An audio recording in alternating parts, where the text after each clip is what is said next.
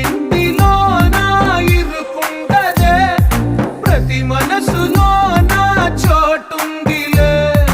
ఈ నటకెప్పుడు అలుపుండదే, గెలిపించు అడుగే తోడుందిలే.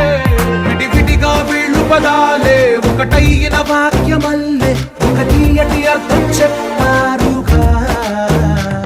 విడివిడిగా వీళ్ళు స్వరాలే కలగలిపిన రాగమల్లే ఒక కమ్మని పాటై నిలిచి